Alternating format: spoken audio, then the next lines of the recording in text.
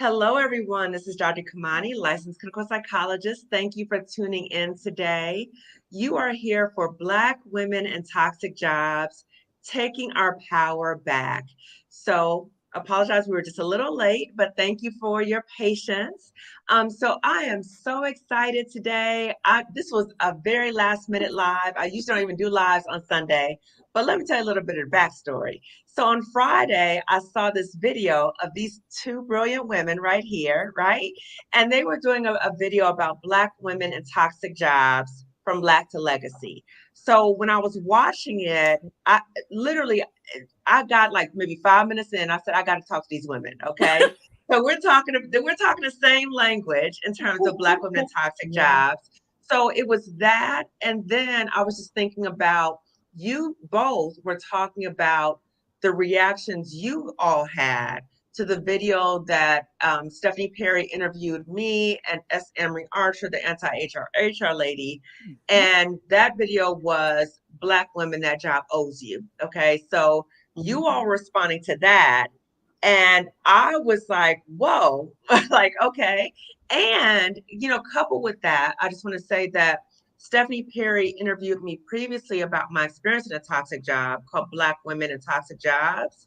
And I talked about my whole journey, right? And I don't talk about it too often because I'm a very private person, crazy to believe, right? I'm on YouTube, but I'm a private person. But, just seeing the responses to that video. So I think to date now it's like 36,000 views, like nearly 800 comments, and so many Black women talking about the trauma they've experienced in the workplace. So I wanted to reach out to you all. We're having this masterclass come up, and I just feel that, and I know that Anne-Marie and I both believe this because we're both toxic job survivors, that part of our mission is now to help other Black women get out of toxic jobs, because we know that these toxic jobs can harm us psychologically, physically, spiritually, the whole thing. Okay. So for anyone joining in, I see hello from Chi-Town. So Sandra and I are from Chicago. Just in terms of the masterclass, and I'll put that information on the screen so you'll see it. So the masterclass is a collaboration between S. Emery Archer and I, and she's again the anti-HR lady. And the masterclass is called Save Yourself, Channel Your Inner Harriet, so that you can get out of that toxic, hostile job with your sanity and your coins, right? So Harriet Tubman, we know she was the conductor, right? So we are conductors trying to help other Black women out of these plantations, okay? So with all that said, I wanted to hear from you all. I heard the video, but I would love to have a conversation about what were your reactions to that video, and what were your reactions to the comments to that video? So first of all, I'm sorry, I didn't introduce you all. I'm so sorry. So first, I'll have you guys introduce yourselves.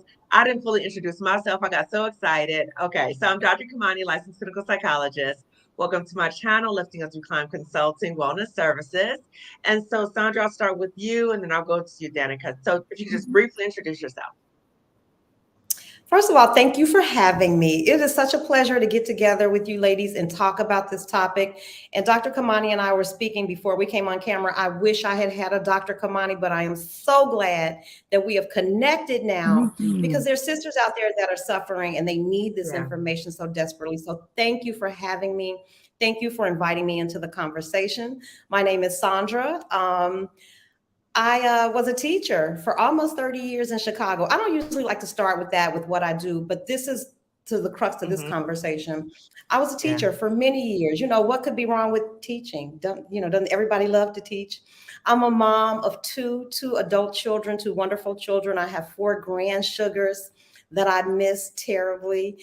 And I left a toxic work situation. One day, I just decided to choose me. I decided, it was a decision, that I was worth it. I had a vision for my life, and this wasn't it. And it wasn't going to come to me. It wasn't going to knock on the door and sit in my lap. I had to go get it. I had to go create it. And that's what I did. And I want sisters to know that you can do the same thing. I won't say there's nothing special about me, but I trust you can do it. It's doable. Yeah, absolutely. And Sandra, where are you tuning in from today? Sandra, can you hear me? Am I frozen or are you frozen? No, I think she might be I think frozen. she's frozen. I Okay, don't. based upon where she is. So Sandra, okay, where are you, Sandra? I'm actually in Ubud, Bali, and I've been here just shy of a month. So I am in Indonesia, and it's beautiful. Yes, It's beautiful. Postcards from yes, the edge. yes. It's Thank you, gorgeous. Sandra. Thank you so much. Danica. Yeah, so hi, I'm Dee from H&D Abroad.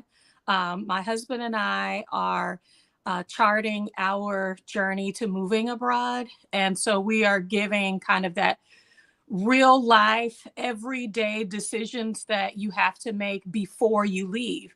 A lot of people don't get that perspective of the hill of Yeah. decisions, of emotions, navigating your circle of influence, and Mhm. really clarifying your why. We always say that moving abroad is our plan A for creating generational wealth, but also embracing a healthier lifestyle. We're doing those things now, but we know that we can really embrace those things, not just embrace them, but um, I am I am a daughter and a granddaughter of Southern Black people, Mhm. and have had, and so is my husband, and we're breaking free of cultural norms that have held Yeah. us back. And Yes. so things like education brought education debt. Um, Hmm. Buying the beautiful home came with a mortgage debt. Yeah. And Yeah. so real beginning to realize when you're in community with people who are saying this cannot be it, this can't Yeah. be everything, Yeah. having this debt for decades or until you Mhm. die. That's really what people say, is these Mm. are debts that you're going to have till you die. I Right. knew, my husband knew that these were things that um, we could not, we couldn't continue to live this lifestyle. We wanted to break free. For Yeah. me, the toxic workplace, I didn't even get a chance to share this on my channel, but I wanted to make sure I shared it with you. I was not diagnosed with attention deficit disorder and attentive until I was an adult. I kept Mm. having some internal issues, you know, some of the common uh, cognitive, social issues, but you just keep pressing forward. You keep pressing Right. forward, but you don't realize that it doesn't serve you. And Right. the toxicity comes in when you realize this is no longer a match for me. There must Hmm. be more. Yes. Yes. Yes. So I want to just summarize something you said, or point out something you said, is that we're programmed that we go to school, we get a degree, we get a job, but all of these things are things that we're supposed to do. But I think at a certain point we evaluate, or I hope that we evaluate, is this the life for me? Like, do I want to live this life? This is not what I signed up for. And Mhm. saying, you know what, I'm going to make that shift, right? So, as both of you were listening to or watching the video, the Stephanie Perry video about Black women that job owes you, can you share with the audience what were the thoughts you were having as you were watching that video? Because again, you know, Black women watching this right now, I'm sure many of them are going through it right now too, right? In a toxic job. And let me just say this, I intentionally made sure that we went live at 5 p.m. Pacific time because 5 p.m. Pacific time was my dreaded moment Triggered. every Sunday. I was like, oh Tummy my God, churning. I gotta go back to that place. It was like ground, oh my God, here I am again. Okay. So this is symbolic for me to have this at 5 p.m. on a Sunday Mhm. because I'm showing that we can have a different life. You can be in a toxic situation, you can leave, you can heal, and you can do something better with your life. Okay. So basically that's why I wanted to do this today. So ladies, as you guys are watching that Stephanie Perry video, Black Women That Job Owes You, what were some of the thoughts that came to your mind as you were watching that video and as you were reading some of those comments in the chat? Well, for me, Sandra and I had actually been Danica, I'll just jump in there because I had this. I'm sorry. Sandra's in Bali, so there's a lag. Okay, so Sandra, did you say, do you want to go first? I can't. Is that what you said? I think that's what you said. Okay, I'll jump in there since I already started. This is going to be interesting. Danica and I experienced this before. There's like a 6-second lag, you guys, so forgive me. And I will slow down and stop after each comment just to let that time kind of catch up. But I was so struck by the symptoms that it seemed like every woman talked about: anxiety, depression, dread, this second guessing yourself, this feeling of doom. I couldn't believe it. I was like, oh my God, that was me. I thought it was, I can tell you all this because everybody knows me. I am so transparent. At that time, I was 50 plus. And I was actively going through the change of life. I said that was it. Oh my goodness, this is the worst menopause anybody's ever had in their whole life. I went to the doctor, the whole shebang. And it wasn't until I started to peel back the layers that, whoa, ma'am, you've passed that time in your life. This is not that. This is not that. Yeah. These are the physical manifestations of burnout. These are the physical manifestations of operating in a hostile work environment. That's your body is telling you the things that your mind may not be willing to process right now. We can't do this all in the lap of menopause and Mother Nature. No. And it was that awakening. When I saw those sisters saying those same things, I was like, oh, no. It doesn't have to happen. This cycle does not have to continue to repeat itself because we know now exactly what that is. And I feel like it's my duty. It's my mission in life to let every teacher know right now, tonight. I know the feeling. I know what it feels like. Those lesson plans are looming and all that stress. Sister, I promise you, you can do it. There's a different way. And I'm here to show. It is my mission to live on this pension budget so I can phone back and say, yep, you can do it. You can do it. I did it. I promise you can make it and it'll be okay. It was just that whole physical thing for me that was I was heartbroken that somebody else is actually experiencing the same kind of just physical torment, mental torment, and spiritual torment. It's absolutely heartbreaking. The misery. And just to think like, what a way to live. Like it's not even a life really. Because the job is defining everything about you. You dread going there. So the bulk of your day is filled in dread, unhappiness.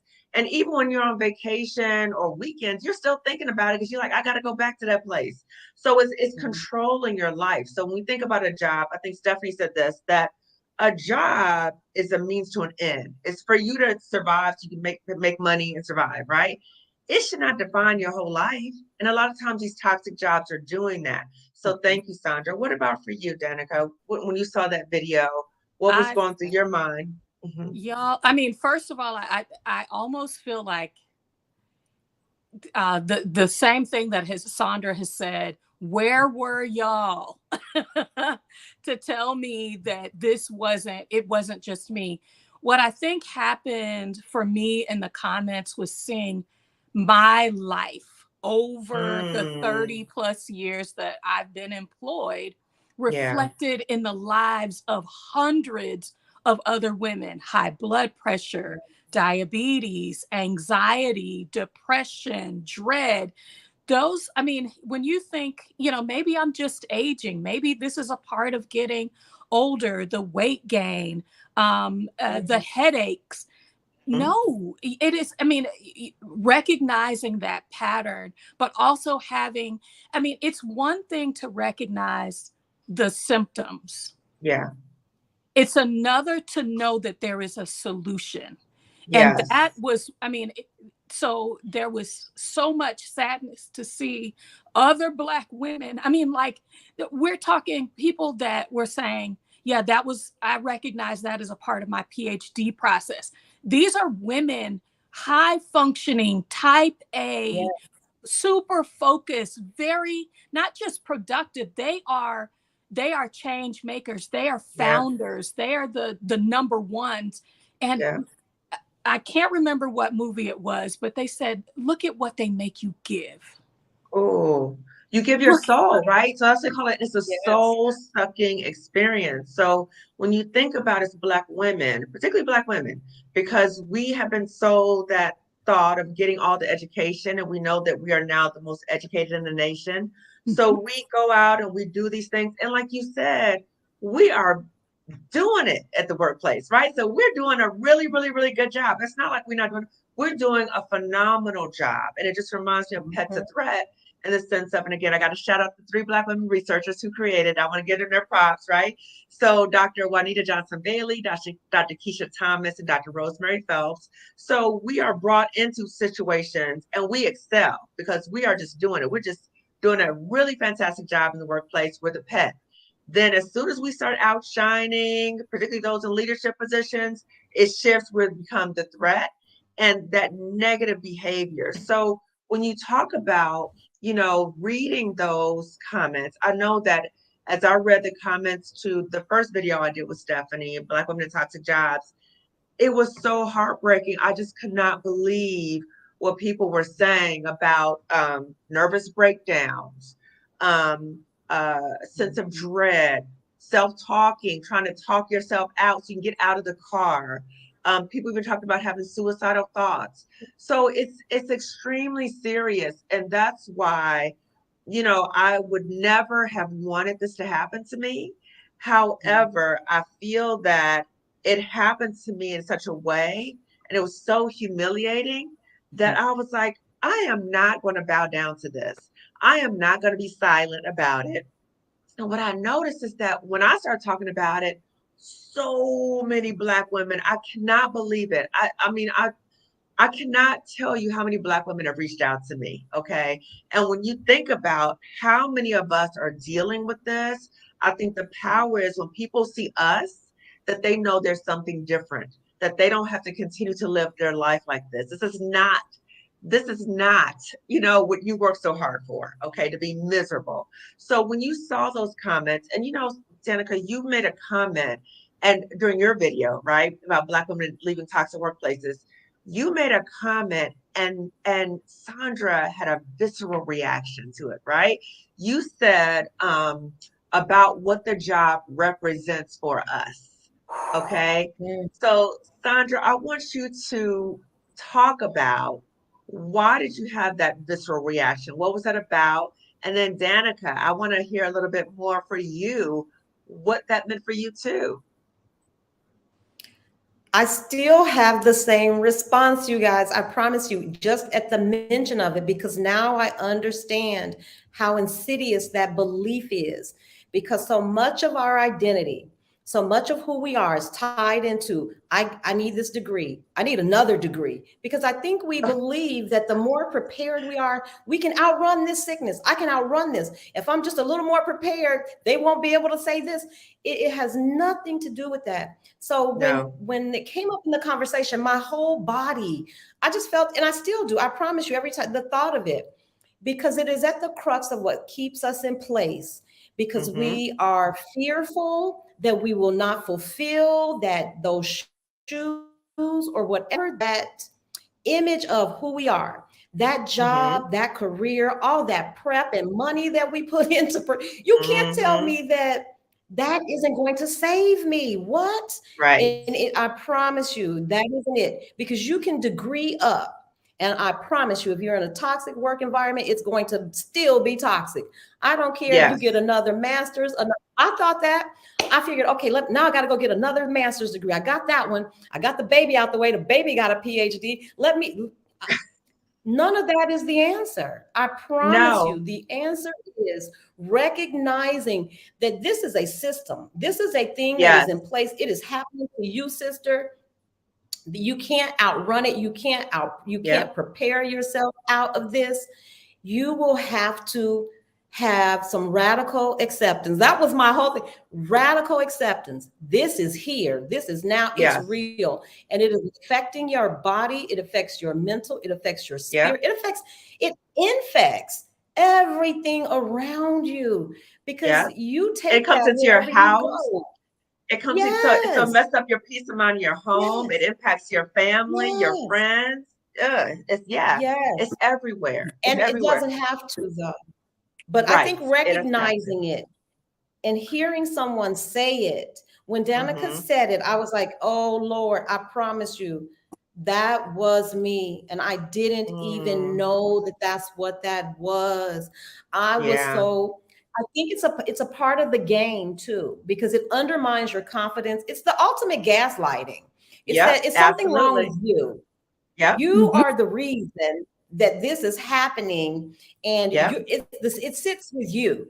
And nothing could be further from the truth. But when you're in isolation and you feel like it's me, you said it too. It's so humiliating, the thought that I am being targeted.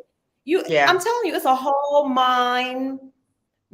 I know we can't say bad words. It's a whole mind. I was going to say it for you, but yes, it's a mind F, right? It's a mind F, right? So they get in your mind. So the gaslighting is already happening. For real, it's happening. The gaslighting's all around us, right? But they sell us such a lie that we start self-gaslighting ourselves. We're like, did that really happen? Did that, or maybe I can do this. But like you said, the system is flawed. The system is dysfunctional. And when you think about systems across the world, I've heard about this from Black women across the world. So it's not just America. It's not just certain professions. It's all professions. It's around the world, right? So the water is dirty. The water is dirty, okay? So thank you. What about for you, Danica? Yeah, watching and then having the conversation with other Black women. So my sister and I were having brunch, and she said, I just can't leave.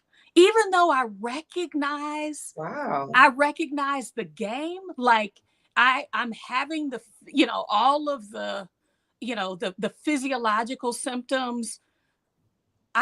What a job represents to me. It's like I cannot pull my hands away from what it represents to my status in my community. Having a steady check, because look, a lot of us are able to look back, not just to childhood. Some of us are still working through childhood trauma. And so the workplace has become where we rescue ourselves. Because we're able to achieve and receive titles and recognition. And so I don't ever want to go back to that place, because what I remember when I didn't have, either as a child or as an adult. And so there's a tug of war happening inside of Black women. Yes, I know, but I still can't. And so the chains that I recognized in my own life as I was getting to the point of saying enough is enough. Y'all unpeeling that, unpacking that, messages that you're hearing from your mothers, from your sisters, from your other professional Black women friends. Girl, you got a good job. I wouldn't leave that. When you have to realize you got to peel back. And some of this, you feel exposed, you're sharing a vulnerability. That's why seeing what you and S. Anne Marie are doing, just it was just like, look, this struggle is also happening. You are responsible for championing yourself. But when you go, get them coins, girls. Don't Yes. quit. Get your stuff. Don't just Yes. quit. Get Yes. that. But let me say something. When you said that about your sister, I had a visceral reaction to that.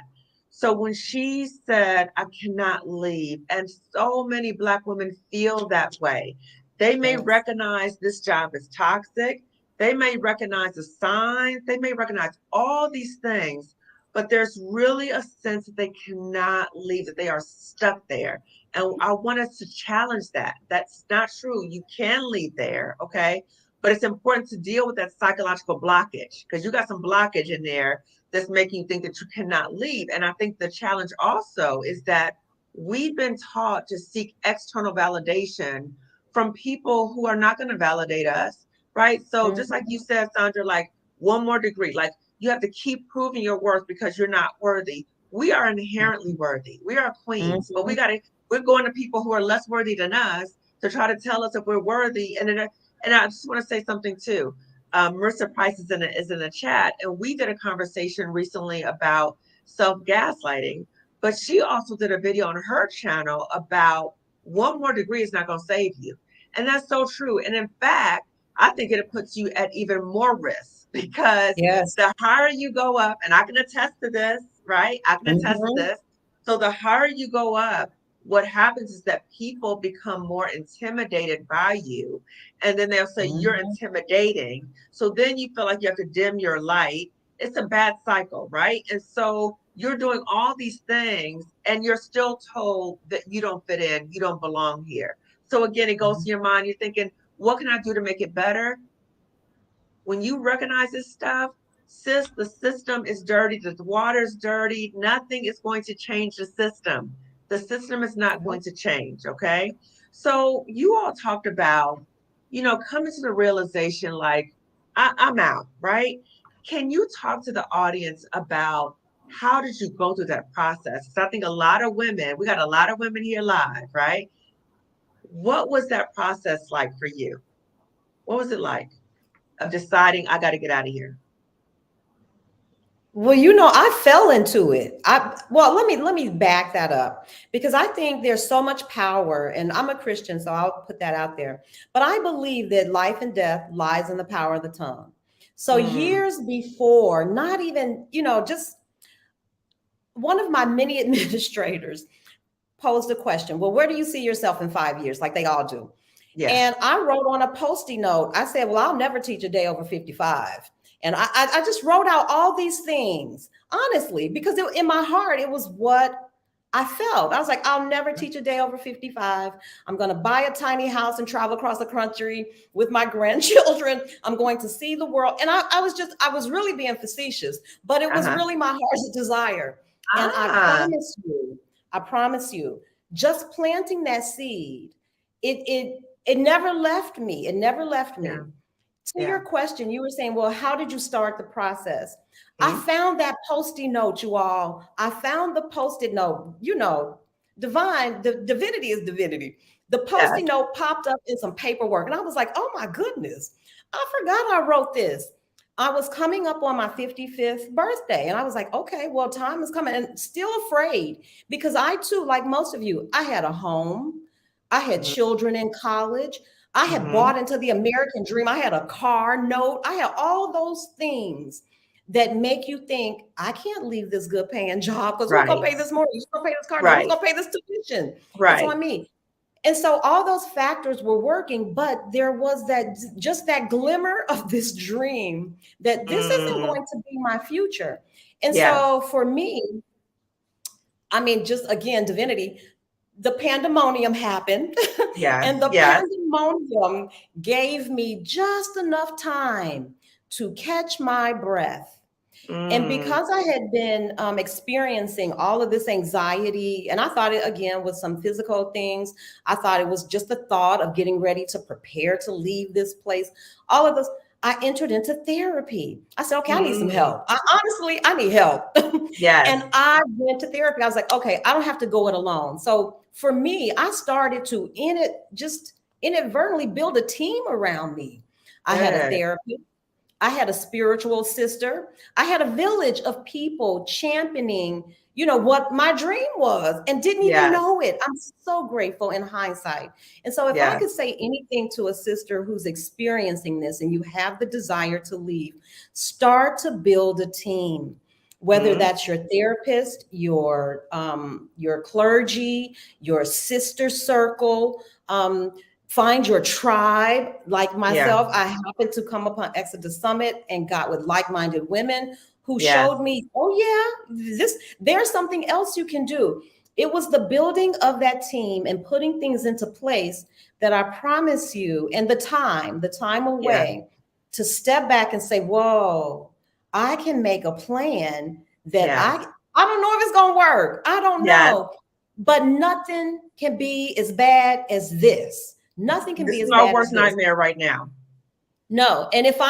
if I can exert that kind of energy for someone else, I Hmm. certainly can exert this kind of energy for me. I can Yes. start to plan. I started watching videos. I just started to really believe, Yes. one, through therapy, that I was worthy Hmm. of having Hmm. a life that was free of Hmm. anxiety, depression, and dread. That was a big one. Just the Woo. the thought that I was Yes. worthy of Yes. something other than this. It didn't matter what my employer said. It didn't matter what the people around me kept trying to reinforce, that you got to finish this work. You've got to Mm. finish this. You got to pay. You got to hold on to the house for 30 years. You got to pay the house off. Mm. No, you don't. No, you don't. Yeah. No, you don't. Yeah. What Yeah. you need to do is take a step back, take a breath, and again, just radical acceptance that this is what it is. Now, is Yeah. this how you want to go out? I'd seen Yeah. too many of my sisters and brothers too that had worked until they checked all the boxes and Hmm. didn't live 2 years to enjoy the fruits of their labor. And I After they knew that retired. wasn't going to be me. I was like, oh, no, Yeah. no, no, no, no. Those are Yeah. some, I knew I didn't want that to be my Yeah. reality. And it was going to be up to me because they had proven to me that they weren't really Team Sandra. They weren't, they Hmm. wanted my labor. They needed Hmm. my silence. They needed my, Exploitating our labor. Yeah. I need to be complicit in this. So let's Oh, beat you down enough. I'm gonna make you we're gonna shame you publicly. We're gonna make right. sure that all the bystanders we don't want anybody escaping the plantation. So we're gonna make an example out of you. And I just recognized the game one day, but it wasn't because of my own doing. It was with the team of people around me. And I'm telling you, it really all started with therapy. It Yes. started with saying, yeah, I need to tend to this today. Yes. Yes. Well, first, I want to say I'm so happy that you mentioned therapy. I'm a psychologist, so I'm a little biased, but therapy is so healing because it allows you to take a pause. And for somebody who's objective, you can talk to that person because sometimes we might talk to our community and they might try to convince us to stay in these situations, right? So when you're trying to evaluate what you need to do, I just want to tell anyone listening, if anybody is telling you to stay in a toxic job or somewhere that's harming you, do not share your information with them anymore. Okay. Don't do that. Okay. Mhm. Go to people who can listen to you and hear you out and really want to support you being well. Okay. And then you said something else in terms of you did not give up on yourself.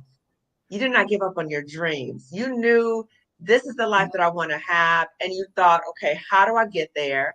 You talk about Exodus Summit. And just for people who don't know Exodus Summit was started by Stephanie Perry, Rashida Dow, and it's to help Black women live abroad, right? And so I will put information about Exodus Summit in the chat.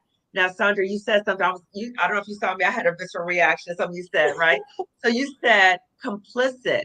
So many times these horrible things are happening to us in the workplace, these traumatic, horrible, demoralizing, disrespectful things are happening to us in the workplace. And many times we feel like we cannot say anything because we need that job or whatever. And it feels like we're becoming complicit in our own oppression.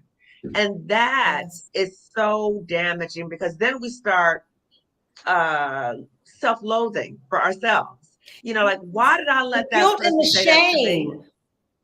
Yeah, the shame of it all, the Right. shaming you all. It is, and when I hate to jump in, but you can tell this is real for us because Yes. this was my life. Yes. And to know that it was a game, because trust me, the players know, the people Oh, in absolutely. the powers that be, oh, they know this isn't their Yeah. first time at the rodeo. It might be No. your first time experiencing it, but there is a set of, I think, behaviors that they Yeah. know, if I do this, public shaming, making an Yeah. example out of you, it discourages the other bystanders. They don't want to get involved, and now you're Yeah. isolated. It's a Yeah. whole series of events. And that was striking to me too, because it's like, wait a minute, this is a game. You all have done Yes. this before. There's Yes. a formula. Where do they teach this? Are they teaching you Yes. this in leadership class? Where do you learn this? Well, let me say And it was this. Let up me to say this. us Let me to say this right quick. recognize it.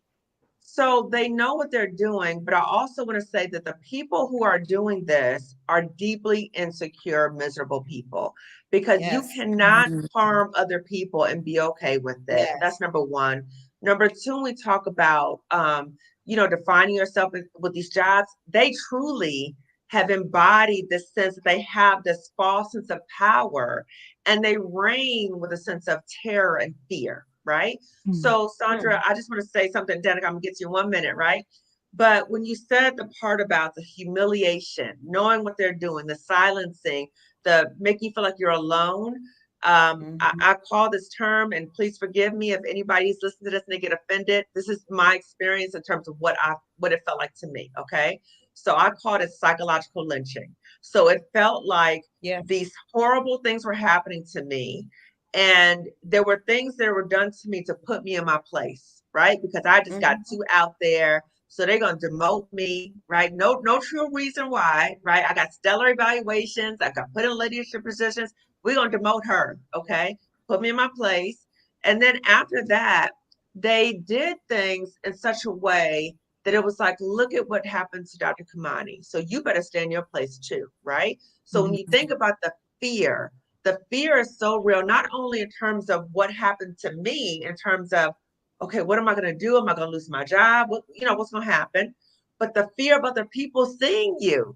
So then they are kept in line. And I want to say this too, and I've heard Black women talk about this. Sometimes when this happens to you, you will lose people who were previously associated with you because they fear being in association with you, that something's going to happen to them. So those are not your true friends. Okay. I just want to tell you that. Just be mindful that may happen to you. Okay. Danica, what were you going to say? Well, I mean, as I was thinking through, Sandra, I had set a date in my 20s that I wanted to retire at 45. Wow. And didn't realize, okay, so I didn't know how I was going to do it. I was just like, I'm going to pay these undergrad student loans off. And then, but you don't realize the game, the game. So, you get married, you have kids. Now you got, the money is going somewhere. It's going somewhere. It's a part of the game. Yes. What was the interruption for me, disruption to that process, were a couple of key pieces. And because you have to have something that disrupts the cycle. Yes. Even though I've always had in the back of my head, and we're talking, I'll be 50 next month.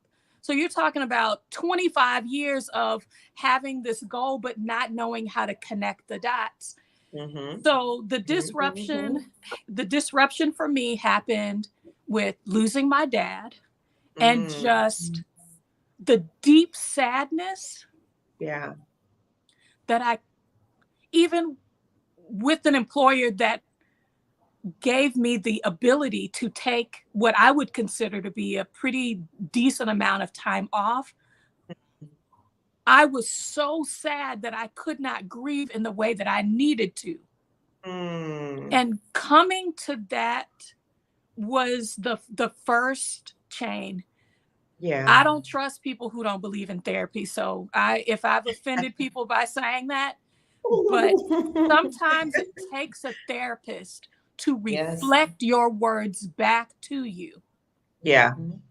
And my therapist and I started talking about taking some time off. Mm-hmm. And I said, well, you know, I could probably do like 4 weeks. And he was like, why not 3 months? Why not 6 months? And I was like, I can't do that. But I've been listening to Exodus Summit. I thought it was for other people. I couldn't see it for me. Wow. It's right there in front of you, but you feel like you couldn't access it. So wow. To work, the reason I got back into therapy this time was I pushed hard. The grief, I needed something that would swing me in the other direction. You know what I leaned into? More work. Not only did I buy the lie, I toppled myself. Coming out of that, I recognized my health was suffering, my relationships within the people that I care about. And so the process of, I can't lean into it like this. Yeah. And then being able to say, me too. I can see myself, my life blooming under the possibility of saying yes to me. And so as I began to say yes to me, then I could say no to more things. No to more processes. To sit in a room with executive women and hear women talk about the amount of time and the heaviness of their responsibilities a couple of weeks ago, and being able to say, that's really good for you, but that's not for me. That's the deep breath, the breathing into myself. And then you've got to circle yourself with people who have that mindset, because they are your, if you remember the bumper cars, those are your guardrails. Those are the ladies, those are the people that are around you that are saying, but you are worth more. We see you. You are fully seen. You are fully loved. You are enough.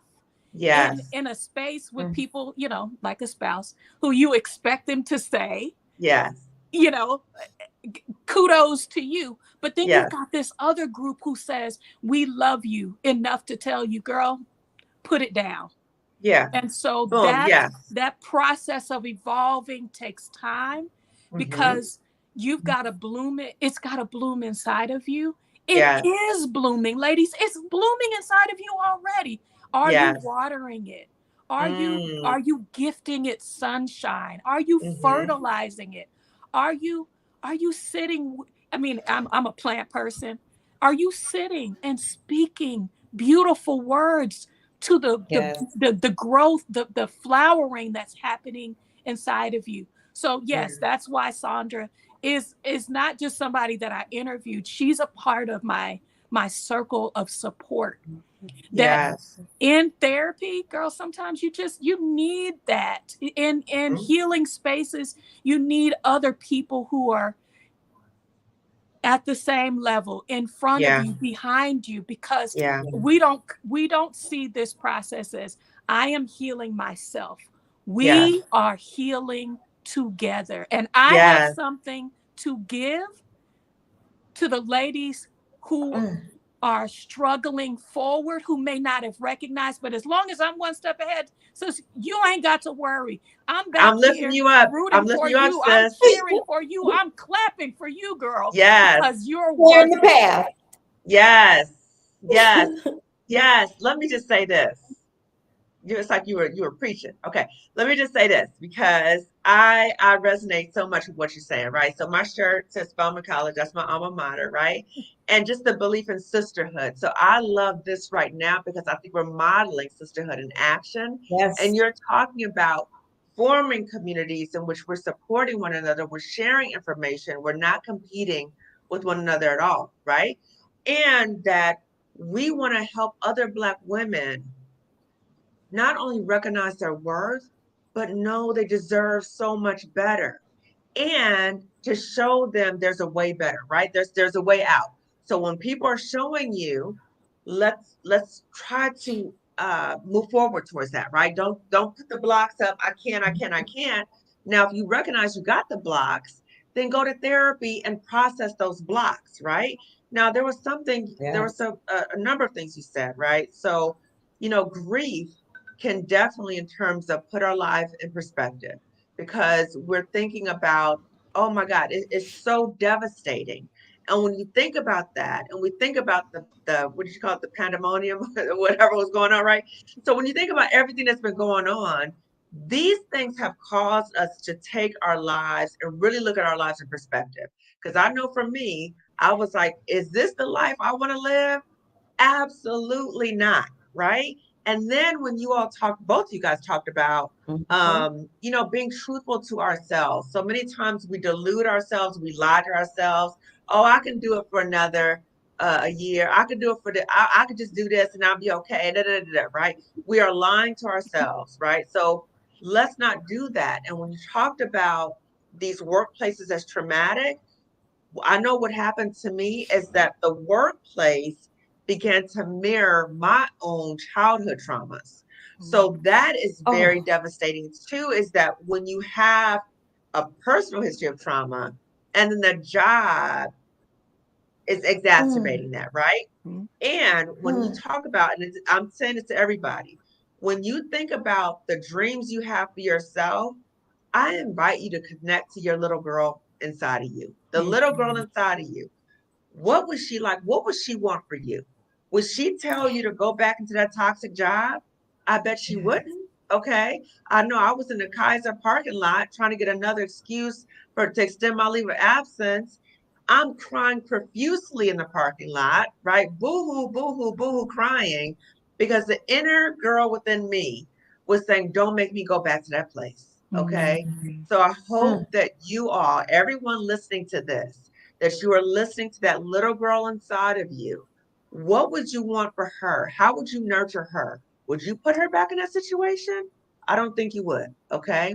So, ladies, can you share? The chat is going crazy, right? So, I'm gonna go back and look in the chat, but it's this woo, it's coming in. Okay. So, can you share with the ladies about, or anyone listening, what has been your healing journey?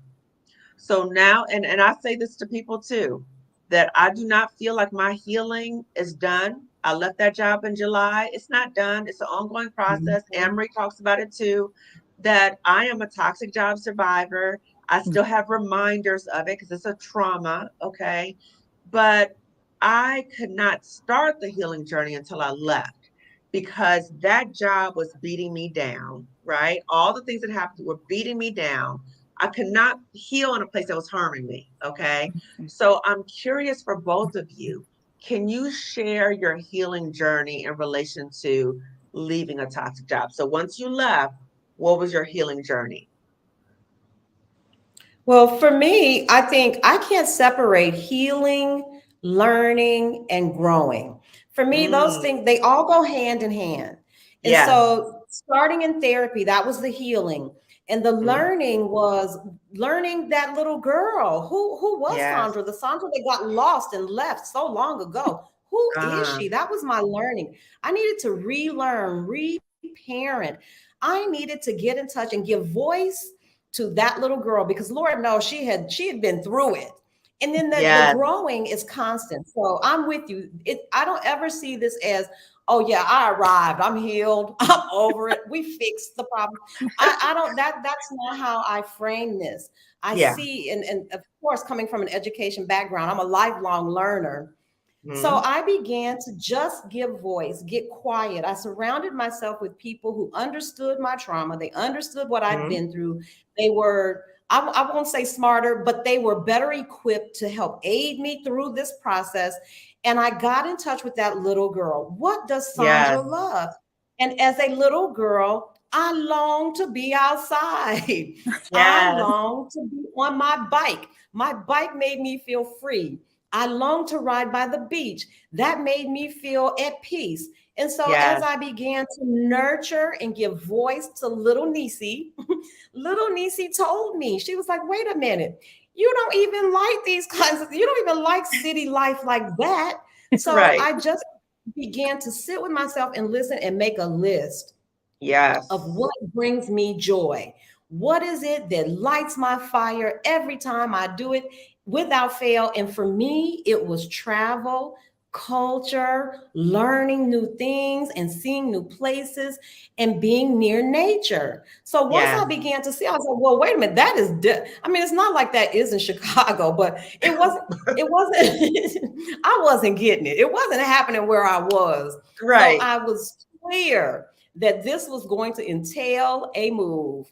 Yes. And when I started thinking, well, where would you go? My initial thought was the beach because I'd grown up in Chicago around the lake and I always Mhm. found peace in riding my bike. And so I Mhm. promise you all, I went about creating that it was almost like reparenting. I went about Yes. creating that. I bought a bike. I went to the beach Yes. in Playa del Carmen. I bought me the biggest pink bike you could imagine. I rode that bike in nature, and I promise you, I felt like an 8-year-old again. It was like getting Yes. to relive all that time that I had sacrificed, whether it was Yes. through whatever trauma was happening in my home, whatever was happening in the workplace, all those sacrifices where I wasn't able to do and be little Niecy. I said, oh Yeah. yeah, she's coming out to play. So I Yes. made up, it's almost like my own playtime. I Yes. played, oh, I had a good time in Mexico. I had a great time. And so that was it for me. It was, how do I create the joy for myself? What does that look Yes. like? Is it a different place? Who are the people you want around you? How do you want to Mhm. feel when these people are in your presence? Do you Yeah. want people around at all? I'm an introvert. Being able to own that and say, no, sometimes I don't want to talk, and creating that environment for myself. Now my Yes. friends know, and being honest about it too, being honest with the people around you with what you need. But Mhm. it's so difficult to do those things when we're in this mode of self-denial. Yeah. You've been gaslit. You don't even know what you want because you've been told what you want, and what you want Man. can't, Yeah. they don't line up with what they need from you. I had to dispel all of that stuff, you guys, and I promise you, yours might be painting. Maybe you want to live, I don't know, remotely off the grid. But what I would say to any sister is listen, just get quiet. Therapy Mhm. helped me get quiet and listen to that little girl. What does Yeah. she want? What does she need? And I went about recreating it. So whenever you all see me, you all already know it's gonna be it's gonna be trees, it's gonna be birds, it's gonna be water, it's going to be all of those things. And I guarantee you it'll be a bike somewhere around, because Oh, the those big are the pink things bike. that make my heart sing. So Yes. yeah, Can little I say girl. this, Sandra? It was like you were going to Nisi and asking, and can Nisi come out? Right? So you're Yes. reclaiming the little girl inside of you as you're remothering yourself and you're Yes. nurturing yourself, right? So you are Yes. centering joy, not dread. I think a lot of us in Mhm. these toxic jobs, we're centering dread, and we are saying, no, no, let us center joy. So thank you. Mhm. What about for you, Danica? Well, like I said, Sandra is my friend for a reason. Um, Sandra is much farther along on her journey, and so I'm in the process of lining up my leave, Uh-huh. my launch. I won't say my leave, my I like launch. that. I Okay, like that. and Good so launch. what I have learned is mm, what I have remembered about myself. Mm. Even before, when I was much younger, silence, quiet. Um, I know when I'm even. Mhm. As a person with attention deficit disorder, I Mhm. had to relearn the joy of reading Ah, because you have to slow your mind down. I just kind of flipped into audiobooks because, then I could stay busy. Reading requires intentional, quiet, slowing your mind down. But what I learned again is that it opened the visualization, fully immersing myself, hearing the voices of the characters, visualizing the places that they were. It was like connecting those nerve cells again. And as they've been rejuvenated, then it's not difficult for me to have a sense. On our channel, we've talked about, we talk about how you know, trying to find our place, our move abroad place. I feel like I'm empathic. And so literally I can stand in a place to feel the vibrations. You can't do that when you've got job stress and anxiety and depression. That's how I know I'm farther. I mean, it's like a self-assessment that the more I can feel into myself, the deeper I know, the clearer that I am, that I'm on the right road. Yes. Some other ways, journaling, just processing my feelings, but also being able to go back 5 years and see, girl, you've been struggling with that a long time. Or look at the difference that 5 years, 3 years, 1 year of intention toward hearing yourself and valuing who you are. See what that's doing within you. I know my life is changing. This process is having an impact on me because I've had struggles in Black women circles that have felt threatening, that have felt risky, where I have felt that my vulnerability was a weakness, and that in this space, Sandra tell you, baby, she's gonna tell you her whole heart. And I don't fear that because I own my process and I can't be threatened by what I already embrace. I'm presenting myself. If you don't accept me, the 15-year-old, the 25-year-old Danica would be, oh, what could I do, baby? It's okay. Everybody isn't for everybody. True. And so that is okay. But the friendships that I've been able on this journey, the community that I have found myself in just keeps expanding. So where I thought I was shrinking, the isolation was disconnecting me from myself, from my healing, from the support. This is widening my circle, giving me resources, giving me new ways of doing things that I didn't think was possible. And then the other sign that I could tell that this process, leaning out of the toxicity that has tied me to processes that don't serve me, I love to work with my hands. I'm in corporate work where my brain is the most valuable, but I am so exhausted. The mind-body connection wasn't there.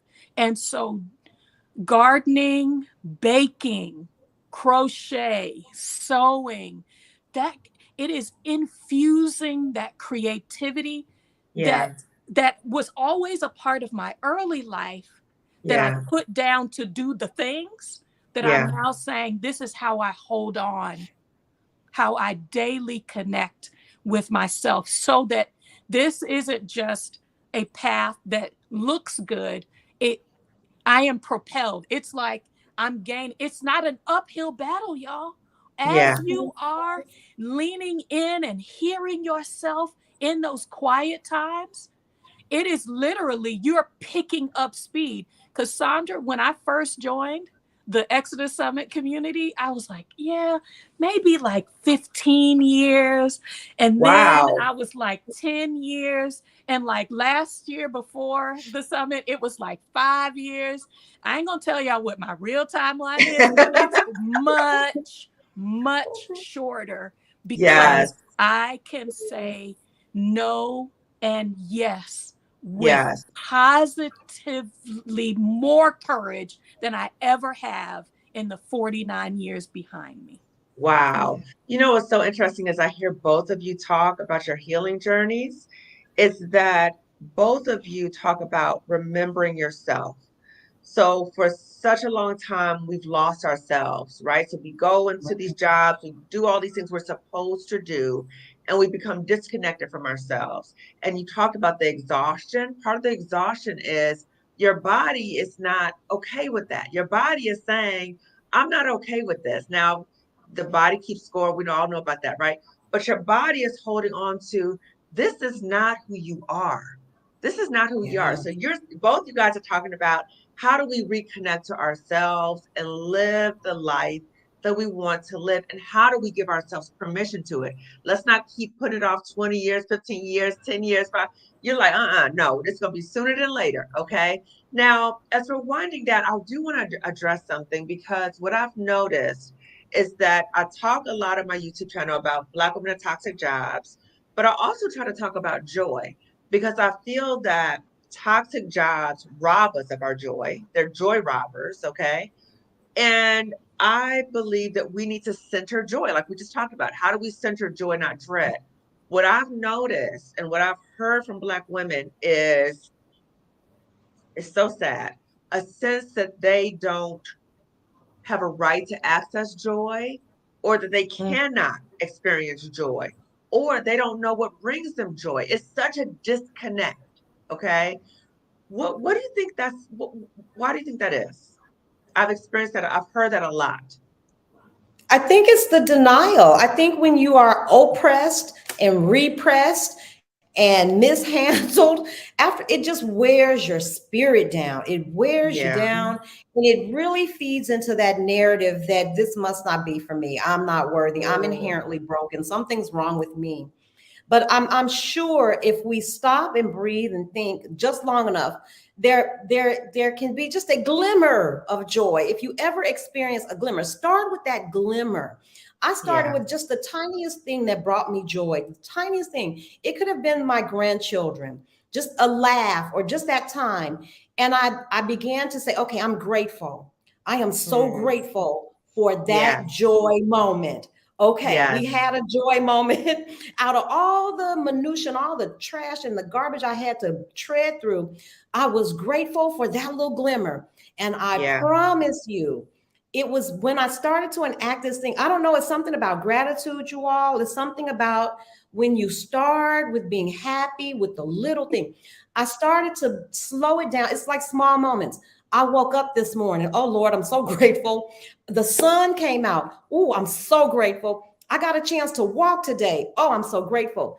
And that gratitude just begets more gratitude. I think the more Yes. you recognize what you're grateful for, it just expands. It opens Yes. up, and you not only that, you begin to draw other people in. I promise you, I'm not making this up. This is what I learned. This is what happened to me when I changed my focus from this horrible place. This is so it was Mm, horrible. All of it was true, but yeah. that was true. I couldn't negate that. But I started with, I'm grateful though, because I'm still Hmm. here. I'm grateful. They didn't get my mind. They might have they might have kicked my spirit They around a little bit, but they tried. didn't get They my mind. tried, right? They I'm tried not it. gonna They let tried you. it. Yeah. I'm I'm Beyonce, so you're not gonna break grateful my for that soul. ray of light. Beyonce, you're not gonna break my soul, right? You're not gonna do it. No, You're not gonna do no, it. no, no, sis, you're not gonna break my soul. And so No. I'm grateful that I'm able to look back and even see the game. Not only that, now I'm going to share it with somebody else because I see you, Yes. sis. I see you. And it's something about gratitude, Hmm. and it's something about forward. Those two things together for me, they Yeah. just began, it drew the tribe that I needed. As long as I had rocks in my jaws and I was in there fighting and doing that, you're not, that's the energy, that's the aura, that's what you're putting out. And so it was a Hmm. Hmm. cognizant shift for me to operate out of gratitude. On my channel, we talk a lot about mindset and abundance. And I'm telling you, gratitude begets abundance. It works every time, it works for everybody. So if you can Yeah. just find a little glimmer of joy, whatever it is, I don't care if you had a great cookie today and that cookie brought you joy. Start there. That was a great, that Yes. was a good cookie. And just build from there. And I promise you, the energy that you put out, Danica and I it's just so, I promise you, it's the same. It's energy. It's nothing but Yes. energy. And good energy recognizes other good energy. And once you True. get that ball rolling, the rest of it will fall away. Because I'm telling you, they Yes. don't want to be around you. You too happy. Why are you so happy? Why are you so joyful? Why are you so positive? Because I am. Because I Yes. am. And Well, come and nothing's get gonna some steal of my this. joy. Yeah, Nobody's you're not nothing's gonna. gonna No, I'm you not don't gonna get steal that. it. You No. almost had me, but you don't Right. get to have all of me. No, ma'am, You you don't almost get have that. me. And I Right. found a sisterhood. Yes. Find your tribe. Find your tribe. Yes. Start with gratitude and just enjoy those little things. I promise Yes. you, it's the medicine. It helps. Yes. And I'm so glad you said that, because there's this misconception that joy means you got to spend a whole bunch of money. Like it's some type of material thing or some type of vacation. That's not true. So I appreciate you said that. What about for you, Danica? For me, rest. Trisha Hersey Ooh, is, Nat Ministry. baby, that is like Rest is revolution, resistance. millions of people's lives. Yes. Yes. And I can testify, taking a leave of absence, Yep. you got to have rest. When my husband said, your eyes are clear, Ooh. he said, I could hear you, your breathing Ah. at night be more even instead of like Mm. you're not just thinking about work at work. You're not just experiencing the trauma in your 9 hours. Mm-mm. You are dragging it straight through your It's sleep controlling your life. because the people around you, all you do is talk about your job. Oh, yes. And so, I mean, like Yes. the misery just, and so I didn't have, I don't have a miserable existence. What I realize is toxicity, like Sondra said, is a mindset of this. If you have locked yourself into this is what brings me joy over there, then Mm-hmm. that's what's toxic. Yes. Joy That comes is from what's within, toxic. So right? And what we were, harder. Yes. Go on. I'm sorry. no. Because you asked a question early on about the chat when you and S. Anne Marie were on, Stephanie Mm-hmm. Perry, to see women say, I have 2 years of PTO. I haven't taken a Wow. vacation in 6 months. You Oh, haven't no. even given your body enough of a chance to recognize you need to Oof. do something else. Right.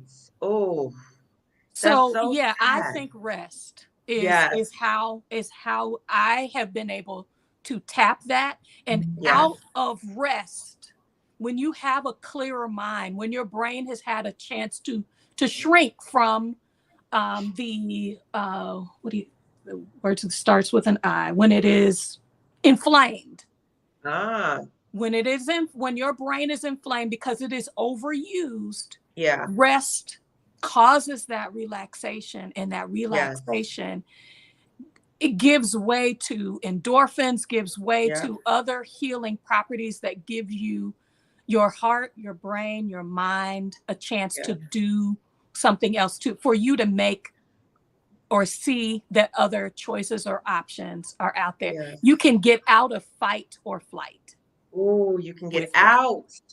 You can get out. You can live a different life. And then you also talked about in the brain, right? Because when you think about the brain, if we keep doing the same thing like rote, right? It's like I feel like we're like a robot, right? That we keep functioning the same way. But if we start doing things differently, the brain will start creating new pathways. So neuroplasticity, our brain is continually growing. So we can change. We feel like we can shift directions. And I want to say, and I'm so sorry I interrupted you before, but what I was thinking about when you said this, and that's just how I talk too. Like if I get excited, I'm trying to hold it so I don't interrupt you. So I apologize for that. But when you talked about joy and centering joy, right? And us being more intentional about rest.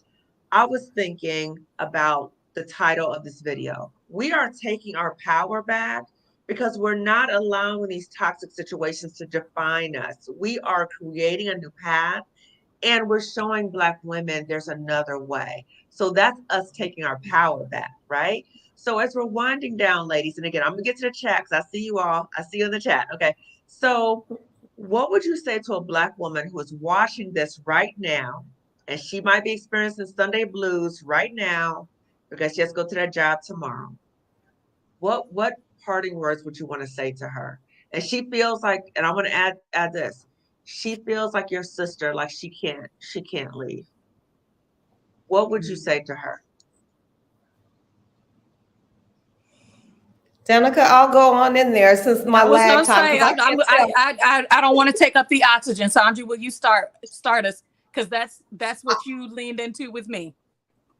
I would say start small. Like, we know the dread. We understand that thing is real, and it's start there, because you can't deny that this is what you're in. This is real. It's happening. That, because you can't really address anything that you don't want to look at clearly and label it and call it what it is. It is what it is. But then move from there. That is that you can put that. That's true. But for me, it was starting to believe that there's something else out there for me. I can have it. And I might not be able to have it all today, but starting to list for myself, what are the things that I need to do to make myself healthy, happy, and whole? And I'm telling you, there's power in writing, there's power in journaling, there's power in therapy, there's power in the tribe, gratitude, all those things. These are all things that are free and accessible to us. You don't have to have special training to get in touch and listen to yourself and make a list and find your tribe, find like-minded women. These things are all free. Find people who believe in you. You know, it doesn't cost anything to say, well, she gets a front seat, she gets a back seat. If you bring negativity, if you aren't Team Sandra for real, and you know it, you know when somebody isn't really on your team. You said it. If somebody is encouraging you to stay in a negative situation, that's harming she is not for you. No. I think she's stuck. It's not for you. Okay, right. Not for you. Not for you. Okay, thank you. What about you, Danica? What would you say to her? Yeah. So, and believe you're worthy. Yes, that you're part. worthy. Absolutely. That Absolutely. part. You know, the first step for me is asking myself why. Why do I feel like I have to push past this? Why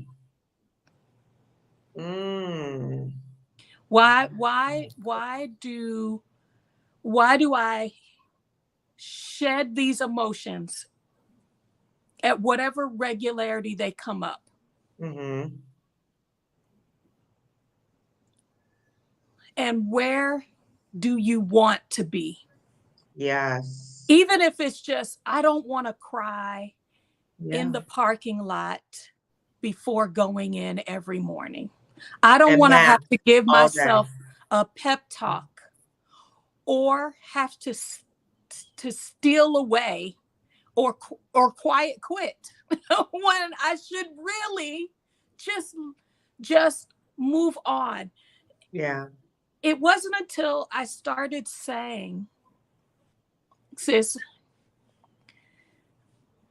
I could do this different.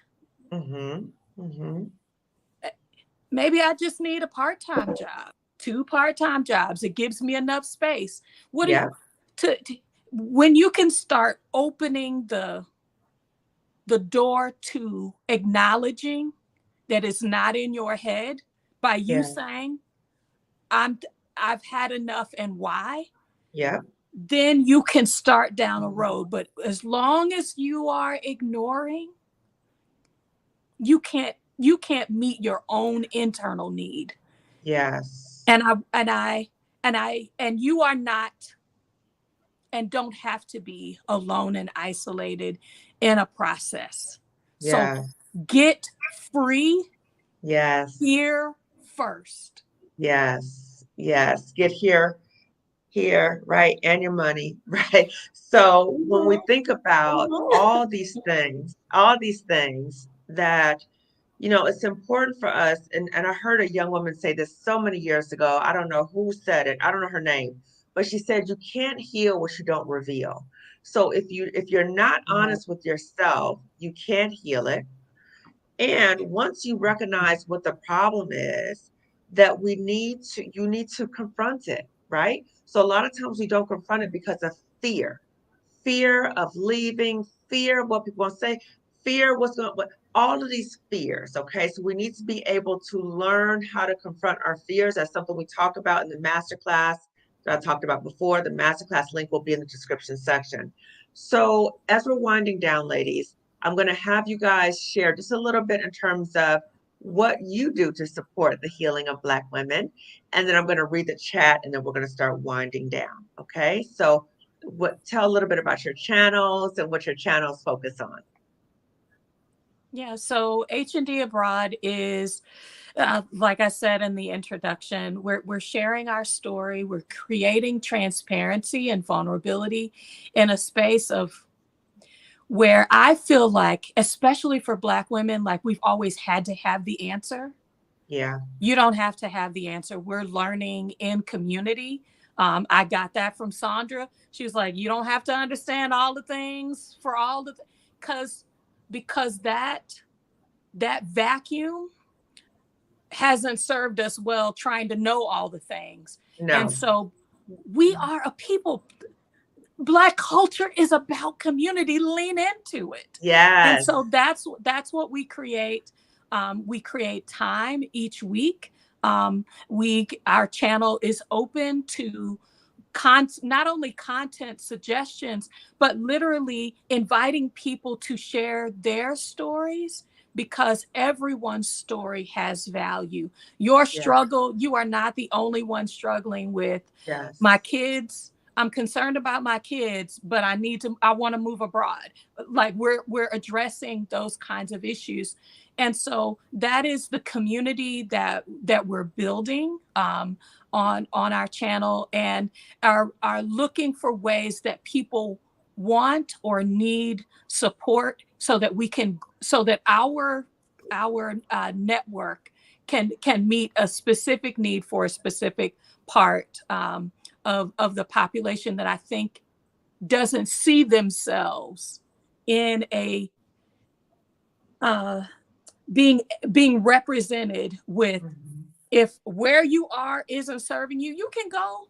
There are places all over the world where you can work, if that's your thing, where you can live your best life on a budget. And so that's what we're presenting in our space. You know what, as you were talking, I just had this image of, as a people, they try to divide us. They try to separate us, right? And that you are creating a platform to bring us together so we can support one another and learn from one another. So thank you. I appreciate that. Sandra, what about you? Yeah, it's so amazing that we are all in one way or another, that you guys. And on my channel, From Lack to Legacy, we focus on abundance, mindset, and investing. Certainly how to become a better investor. And I think for so many women making that change, a lot of the fears around money, it's that either we don't have enough, or I think I'm going to run out and I can't, I need to stack my coins this high in order to ride this ride. And in actuality, you really, that's a byproduct. I think starting with your mindset, first of all, having a healthy mindset, having a mindset of abundance, having a mindset of gratitude. That's like the groundwork for all of it for me. And on my channel, we focus on that. How do we create abundance? How do we work from a place of gratitude and not lack? Because I think a running theme through that whole kind of trauma, it leaves you with this sense of lack. Like, it isn't for me, it's for somebody else. It can't be for me. I don't have enough. I don't have enough money. I don't have enough strength. And I promise you, we have everything we need. Not only do we have everything we need, we have more than what we need. Yes. And so on my channel, we teach women how to invest in the stock market, how to actively trade, so that if money is your thing, if that's the thing that's holding you up, sis, don't let that hold you up. There's a Yes. way that you can generate income from anywhere in the world. All you need is a laptop and a good internet connection, and we can show you how to take those pennies. Because my life is a cautionary tale. I can't say I'm sitting on $500,000 and I'm not working from that kind of kitty. Everybody in the world knows teachers don't get paid. And so I'm working with the teacher's pension, that budget, and just some good investments. So I did just enough. And so I can identify with that sister who is saying money is the holdup for me. And I want her to know that it really isn't. Start with your mindset. You do have enough. You can generate enough. You can make money. You don't have to be beholden to the system, to a job. I promise you, people are out in the street making money every day on their computer. You just need to know we don't have it because we lack the knowledge. It's not because we're not worthy. It's not because it's not for us. It's none of those things. And so we try to, of course, through a learning community, teach and encourage women to come learn to trade stocks, options, learn to evaluate companies, and get your money right. Not only get it right, but keep a stream of income. If you're out here, maybe you can't find a remote job. Don't worry, sis.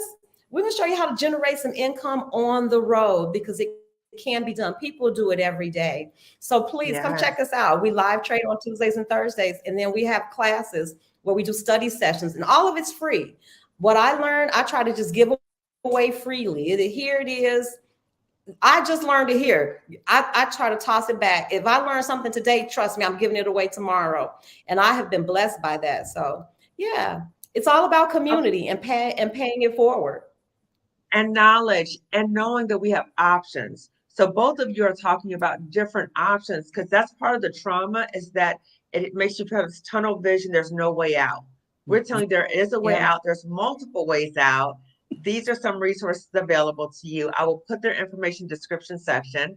And as I mentioned at the beginning, that we do have a masterclass as Amory Archer and I, the anti-HR lady. So the masterclass is Save Yourself, Channel Your Inner Harriet, so that you can get out of that toxic hustle job with your sanity and your coins. So I deal with the psychological part, right? We talked about mindset. We talked about dealing with that psychological garbage. So you don't take that stuff to your next professional opportunity, or you don't feel like you can leave, or you don't feel like there's nothing else I can do. Okay. The grief process, the fears, I'm going to address that.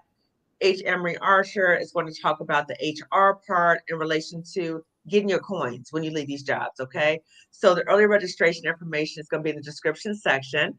And I'm going to read the chat. Like I said, I promised I was going to do. Okay. So I'm going to read the chat. And again, it's a lot of chat. So I'm going to try to give honor to the chat, because I don't want people in our community to feel like their voices are not heard. Okay. So I want to read them. And then also, for anyone, if you are new to my channel, please subscribe to my channel, like this video, share this video with other Black women. Please subscribe to Danica and Sandra's channel as well. Like and do all those things with them too. Okay. So we want to support one another. Okay. So people are just saying hello. Let's see. Hello from Uganda. Left my job last week and started a nonprofit organization in Uganda, building my soul and mission empire of life. Congratulations. I also went to the doctor to get tests thinking something was wrong. It was the toxicity. Exactly. So got to work on my scarcity mindset. My job has good benefits, but it's stuck in my soul. Okay, I have to say this again. A job that so-called has good benefits is not good benefits if it's killing you, right? So it doesn't make sense. So we have to reject that, right? And just be mindful of the impact that the job is having on you and also other people around you. I know my previous job, Black women were dying, literally dying, getting cancer, heart attack, strokes, and they weren't that much older than me. So don't delude yourself about the thing about the benefits. Okay. I think a lot of us get stuck with that. This is an endemic issue among Black women. Absolutely. It truly is. It feels purposeful. Where I work, some of the workers ended up needing meds for anxiety. One lady had a panic attack. Some people walked out and never came back. I'm glad they did that. I attribute my physical symptoms to perimenopause. This conversation is eye-opening, right? So no, it's a situation. The water's dirty. Thank you for validating this experience. I currently have knots in my stomach thinking about work tomorrow. Someone else says, I feel the same way. True. We're taught that we can overwork ourselves to escape oppression. That is a lie. Yes, it is a lie. Yes, yes. I told my 19-year-old granddaughter, if she wants to be auto repair tech, go for it. Do what you want to do. Yes, exactly.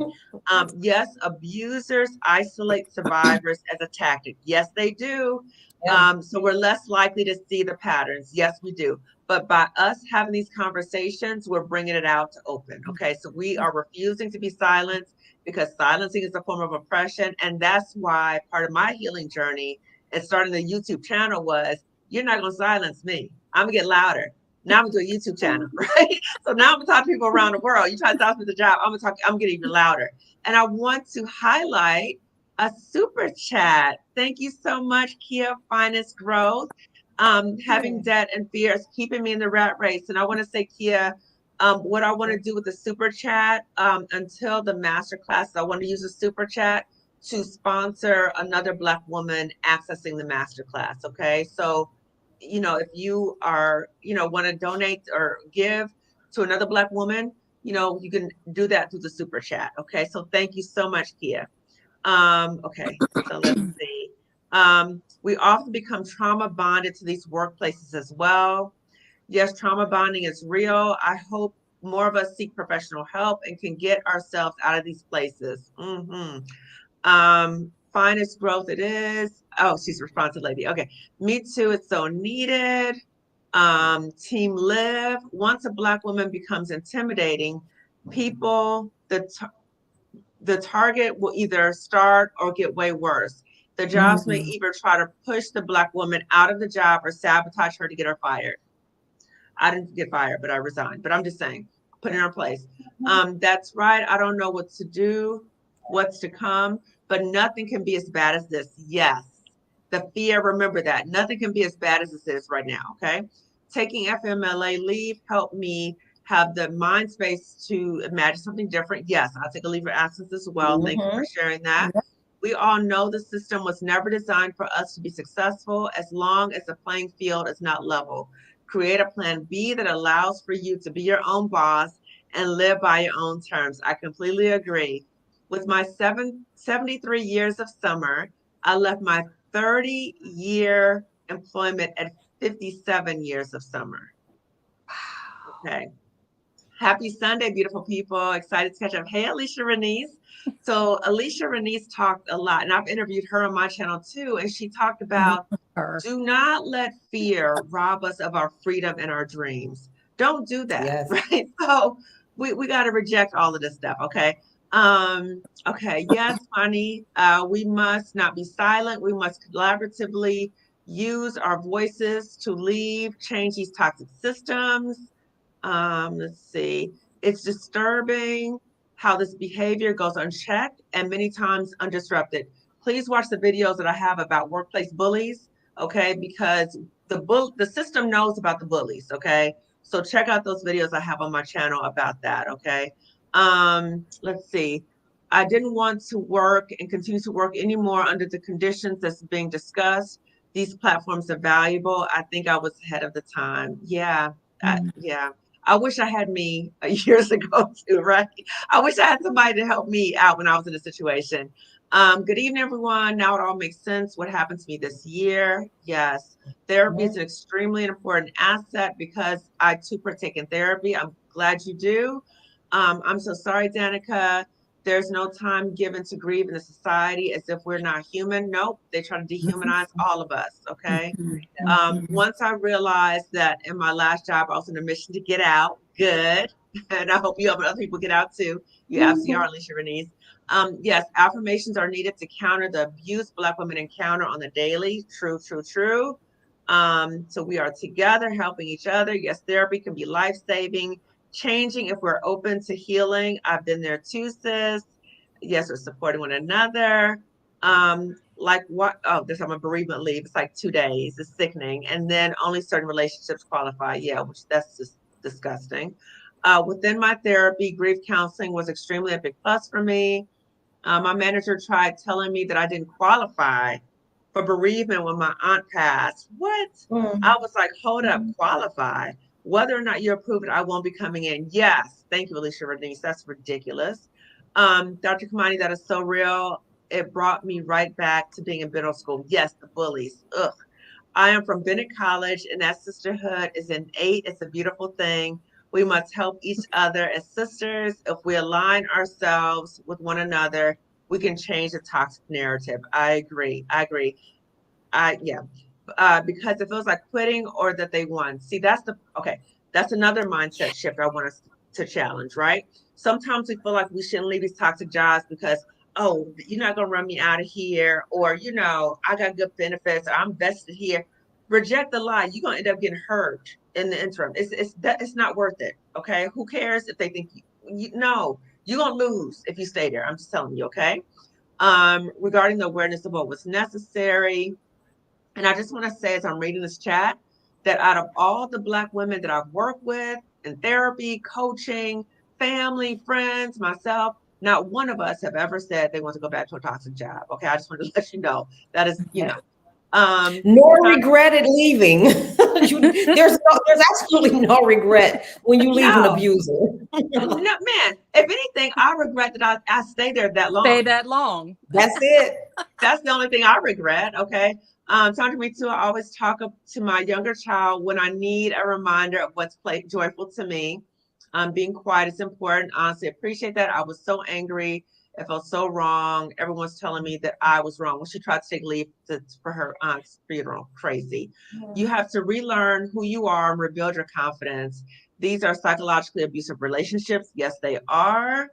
We're cheering you on, Danica. So proud of you.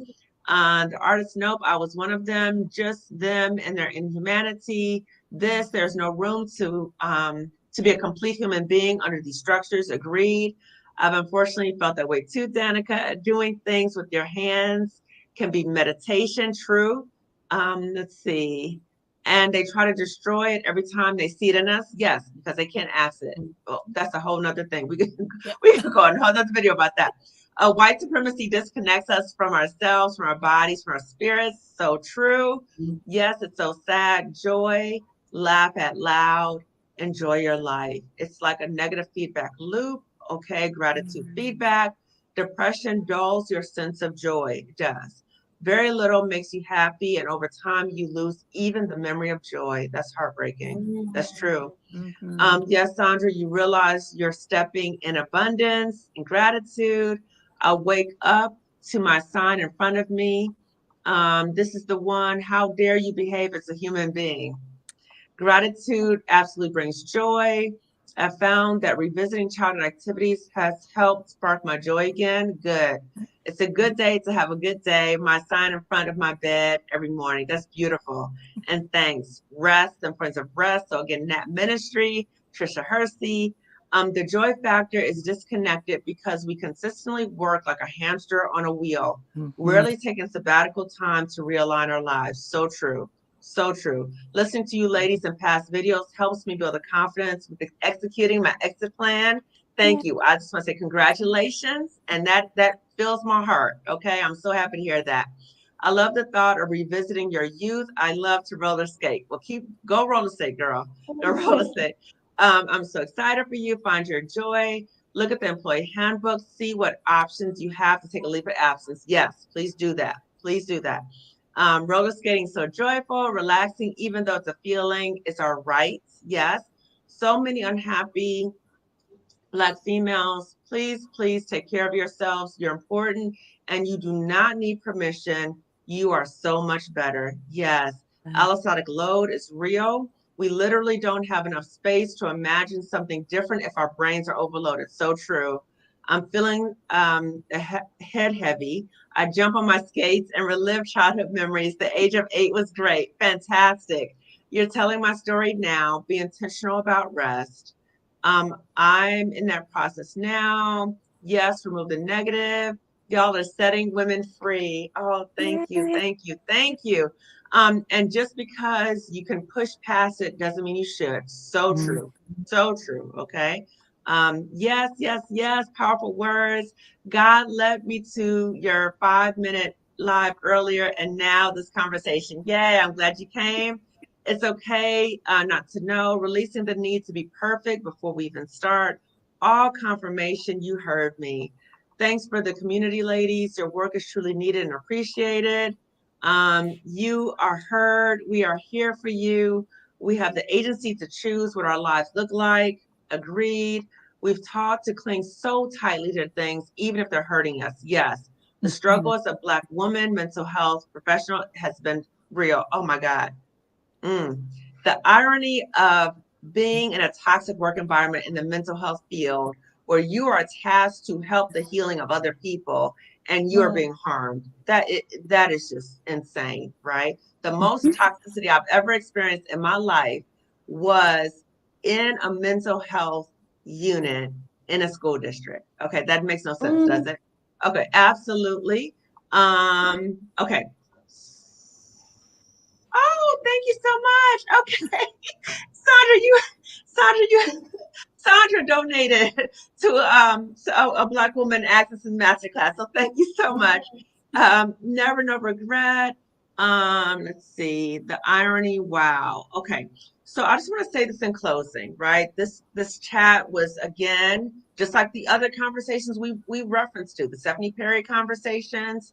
I will continue to have these conversations because I know so many of us are hurting. And I want Black women to know, I want you to see us, that healing is possible. You can leave a toxic job. We want to support you in leaving a toxic job. We understand you may not leave today or tomorrow, right? But come up with a plan. They've talked to you about their healing journeys. They've talked to you about resources. I share with you about resources in terms of the masterclass. So please access the masterclass after this moment, after we get off, or even now. The emotional paycheck keeps them from compensating you. This is very important. Okay. So I just want to say this. Okay. So again, if you have not already subscribed to my channel, please do so. Living is Common Consulting Wellness Services. Again, share this video. I want us to help other Black women. Let's help other Black women channel their inner Harriet. Okay. Let's help them get out of toxic jobs. So please share this video with other Black women. And I also want to share with you that my hope is that by these conversations, by my YouTube channel, that all that I'm doing, I hope that I'm ushering in a movement, right? And part of my Spelman motto is a choice to change the world. My choice that I'm making is that I want to usher in a movement so that Black women know that we deserve so much better than these toxic jobs. And we deserve to live a life of peace, of joy. I'm like Soul Train, right?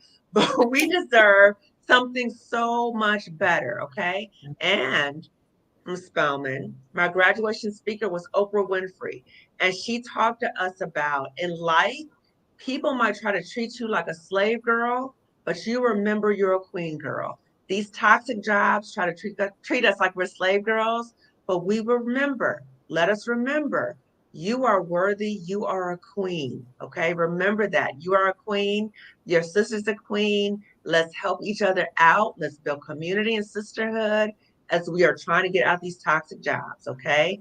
So everyone, thank you so much for tuning in. Thank you to my powerful, brilliant guests. I'm so happy that they just literally, now you talking about Sisterhood in Action. I reached out to them, I think on Friday or something, and we made this happen, okay? So I'm so thankful to them. They're now a part of my community too, okay? So again, this is Sisterhood in Action. Oh, look at this. Yes, I love this so much. I could cry. Yes, yes, and yay. Okay, I hear you. We hear you. Okay, you are not alone, sis. No one watching this, if you're in a toxic, you're not alone. There are resources for you. There are options for you. Okay, you deserve better. Okay, so good night, everyone. And ladies, if you guys can just stay on for a moment, okay? Bye-bye. Bye, folks.